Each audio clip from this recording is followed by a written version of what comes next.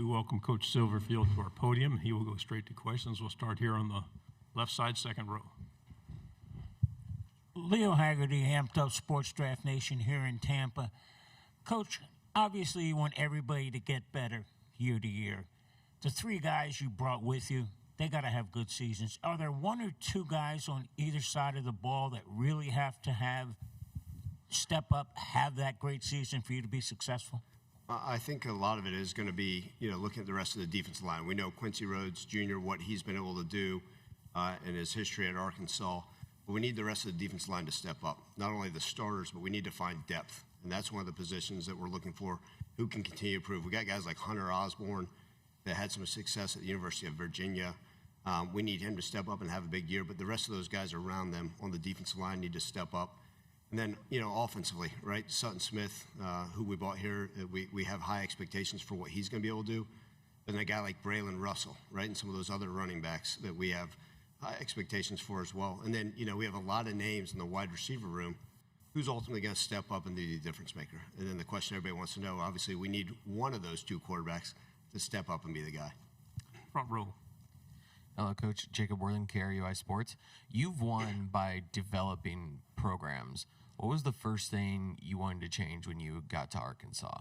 Yeah, my very first week on the job, you sit down and you meet with all the players, right? You try to find out what are some of the good things that have occurred around here, what are some of the things that need to be fixed, and then you put your head down and you just work. Obviously, every new coach is going to talk about changing the culture, but more than anything, I want these guys to have full buy-in in everything we were doing. And, it starts with the winter workouts and how we go about those things. How do you build it and then do it the right way? And so the number one thing I said, you watch some of the things that have occurred, and I don't like talking about the past, but we've got to play with better effort. And so we demanded that from them in everything they do. And everybody says, well, how do you measure that in January, right? How do you measure that in spring ball? But you just hold them accountable to those things. And not only the effort on the field in between the white lines, but then, what we're doing academically, what we're doing in the community. Ultimately, are we getting better every single day in the weight room? And I think for me, that was the biggest thing is, I think there's only a handful, right, the less than 20 guys that returned from last year's roster, and then very little staff left. And, it was important for me to say, hey, does it look different? Is this feeling like it's going the right direction? And I think we are. Right side, third row, then pass it to your right. Good morning, Coach. Abby Miller with the Reflector from Mississippi State. Sutton Smith hasn't yet played in an Arkansas jersey, but you chose to bring him today. What did you see from him at Memphis that we can be expected to see this season? Yeah, Sutton's one of those guys that was, loyal to us the whole time at Memphis. He committed to us as a junior in high school and had opportunities to leave. There's a lot of SEC schools that came calling for him over the years, and he just said no, that it's not the right situation or the right time. And, our Arkansas fans, whether they like it or not, they obviously remember the one run he ripped down their sideline during the game. So they'll at least remember. I think they're glad now he's in an Arkansas jersey. But he's the type of young man that we feel like we can line up all over the field. He kind of reminds me, if anybody remembers some of our running backs in the past at Memphis, Kenny Gainwell, Tony Pollard, a guy that can easily line up as a receiver, can line up as a returner. And so I think he brings a unique dynamic, not only with his legit speed, but his ability to catch the ball in the backfield, line up in different spots. And so we're really, really excited to see him. I think the SEC is going to sit there and say, wow, they got a special one, Sutton Smith. Fourth row on the end, then pass it to your left. Yeah, hey, Coach. Evan Kamiko, News 9, Oklahoma City. When you're getting to Fayetteville, in your introductory press conference, he said you didn't really explore the town too much. Just what's really stood out since being in Fayetteville now for a couple of months about the city and the area of Northwest Arkansas? Besides missing you, Evan, it's been great. I think when you get there, everybody tells you, man, Fayetteville, Northwest Arkansas is a special place. And until you go to visit, until you have the opportunity to see it, it's amazing. It's beautiful. It's a great place to raise a family. And so I've enjoyed it. I think the U.S. World News Report had Fayetteville as for 11 straight years as the top SEC town in the country. And there's a reason why. And you think about all the resources that are provided in Northwest Arkansas, it's been great. Obviously, just looking at me, I've enjoyed all the restaurants in that area, and that's been a lot of fun. But it's great. I early in the mornings, I take, jogs on campus and get to see the beauty. I love coming up the path of Old Main and then seeing some of the history around there. It's been a lot of fun. It's a place I'm excited to call home for a long, long time. Right side on the aisle. Hey, Coach. Sports, 24/7 Sports.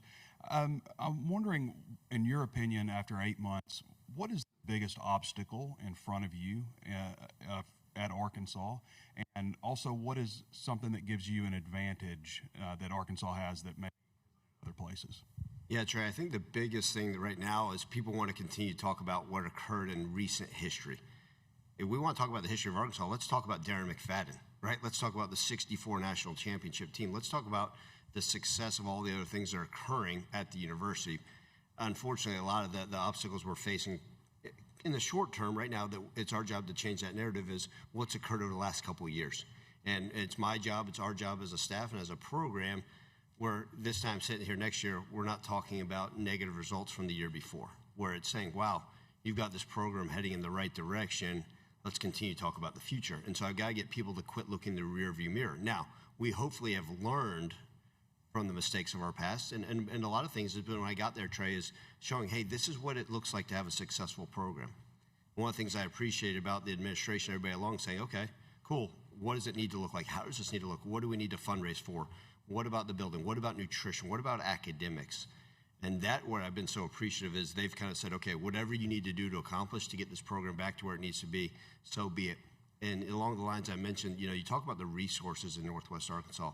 And every time I have a microphone in front of me, I'm going to continue to talk about, right, how do we get Walmart on board, right? You think about that. Headquarters to Tyson's Chicken. John Tyson's been tremendous to us and the other athletic programs, and obviously the entire Northwest region. JB Hunt, how do we get them involved? All these great resources that a lot of these other SEC towns may not have. And so we're so fortunate we've had the backing of so many things. You talk about the growth of Seven Brew, all these other places. Man, how do we use that in our unique region in order to continue to set us up for success on the football field? Fourth row, and then pass it over your shoulder. Hey, Coach Cameron Lejeune, WAK, Montgomery, Alabama. You guys have an ongoing quarterback battle right now. Could you just talk about KJ Jackson and what unique skill set he would bring to your team if he were to be named the starter? Yeah, KJ is one of the hardest working guys, and I can say the same for AJ. But, KJ, obviously an Alabama native, has been tremendous. Since the day he got the job, hey, how quickly can I learn the offense? Even before he said he was coming back, he was asking, can we sit down, can we meet, can we talk about protections? And he's so intelligent. He works his tail off. He cares so much about it. He's a leader. Obviously he's got some strength with his legs as well. He's a lefty, so that's kind of be unique. It's been quite a while since I've been around a left-handed quarterback. But he does just such a tremendous job. He commands the presence of the offense. We tell him the things he needs to continue to do is make great decisions with the football. So whoever our starter is, whether it's KJ or AJ, can they put the offense in the right position to have success and ultimately put the ball where it needs to be? And sometimes that is maybe calling a change in protection. Maybe that's taking the 5-yard check down or throwing the 50-yard pass. But I've been quite pleased with KJ's progress, and he's certainly talented enough to start in the SEC. On the aisle on the right. Trevor Denton with Way 31. Coach, there's been a lot of talk about aura the last couple days, which seems a little crazy. But what do you want people to know about you that are maybe judging you before you get the chance to even get started at this job? I love it. I never thought coming here today, these last couple of days that people would talk about aura. First off, I don't know what the hell that means. Like I said all along, I don't. If it's about fashion or all that stuff, certainly have no aura. But if it's about having a presence about yourself, those that are around me know that at least I'm a genuine, real dude. And I think you talk to our players, they get a presence around me, they get it. And if aura means being cool, doing all those things, well, listen, I got a hot wife for a reason, right? I mean, I can get down, I can recite, Notorious B.I.G. lyrics, I can recite, whatever you want me to do, let's go. But I've got enough aura, enough to find ways to win football games, and that's all that matters. Hey, Coach David Gibson, WJTV in Jackson, Mississippi. You were at Memphis. You are really successful. What can you bring from Memphis and your time there to Arkansas? I think one of the things, at Memphis for 10 years, obviously 6 years as a head coach, in short-term thinking, you think about regionally, right? Obviously recruiting Jackson, obviously recruiting, different parts of Arkansas. I think in the short term, that's been beneficial for us. But also, I think if you're successful, it doesn't matter if you're successful at the group of 5. If you're successful coaching D3, you're going to find ways to bring some of that success and how to run a program into the SEC. And Arkansas will be no different. Hey, this is the building blocks that it's going to take, and this is how we're going to go about our program. And you think about that, not only the success at Memphis, but as college football continues to move forward, right, the ever-changing landscape of college football, one of the things I've been fortunate to lean on is my NFL background. Coaching in the NFL for 7 years, I think that gives us a huge advantage in the SEC. You look at some of these other SEC coaches, I don't know how many have actually coached in the NFL.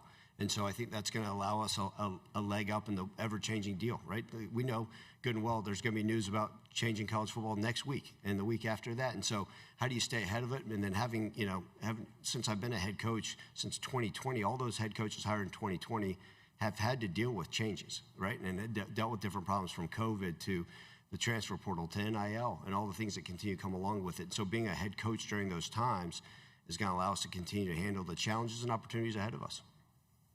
Right side on the fourth row.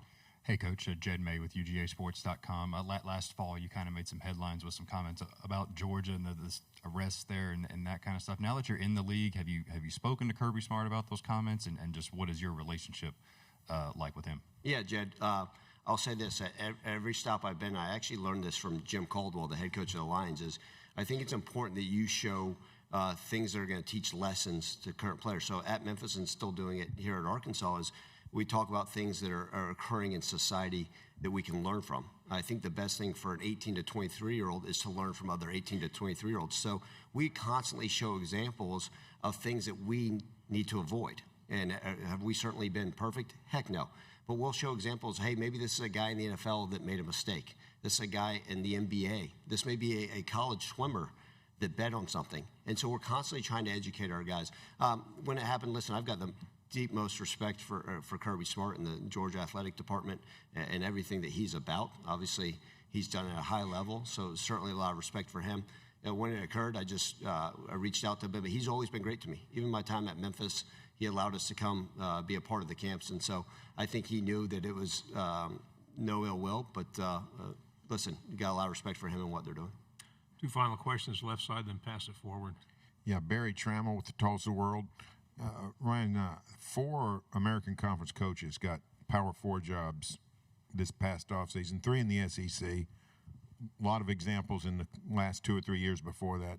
What's going on in the American that producing coaches that make you guys ready to step into the bigger platform? Well, I've always believed wholeheartedly, and I was in the American for 10 years, that it's the best conference outside the P4. In fact, for a long time, we pushed the narrative that we were that 5th conference. And, you look at those other head coaches, it's amazing to think about those guys that came in with me, that I'm the oldest one. That's strange to think about, but so much respect for them. But I think you think about as college football is changing, those other coaches, myself included, being willing to adapt and understand what this new day and age of college football looks like. And that's for those guys that have come in, whether it's, Eric Morris, who I've got a lot of respect for, who will play at Oklahoma State in the upcoming years, to the other guys in this conference that had the opportunities to go against. I think just understanding, hey, this is what it takes, this is what it looks like to build a roster. And ultimately, I think, I have so much respect for the American Conference and what they've been able to accomplish and will continue to do moving forward. Final question on the left. Coach, you don't like to point to another program, but as a new coach, do you go to your guys, look what Signetti did at Indiana, the worst college football program ever, and in 2 years they win a national championship. Do you go, hey, just dream big? Yeah, well, I know a lot of donors have pointed to that and said, why don't you just go ahead and flip the program? We expect a national championship in 2 years. That's great. Listen, a lot of credit to what they've done at Indiana, and Coach Signetti is obviously one of the top of the list of coaches. So I give them a lot of credit with what they've done. I think more than anything, rather than point out that example to our players, because it's a whole new roster, and I continue to harp on, we got guys that have come from all different backgrounds, right? Whether it's FCS, other SEC schools, ACC schools that are coming apart, transfers from Memphis, and its staff. So we sit there and we don't look at what occurred in the past at Arkansas, but how do we change the narrative moving forward?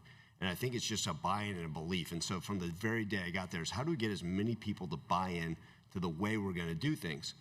And I hope over time, right, you continue. Right, maybe you get 80% buy-in, and then the next year it's 90%. But I think we've been fortunate to have quite a bit of buy-in. I think then we're going to look up and say, okay, man, this program, as I said earlier, is moving in the right direction, and couldn't be pleased with that. It's easy to point out other examples. There's certain things that we can show and teach off of those. But, man, to replicate that would be something special. Coach, thank you very much. Good luck. Thank you, guys.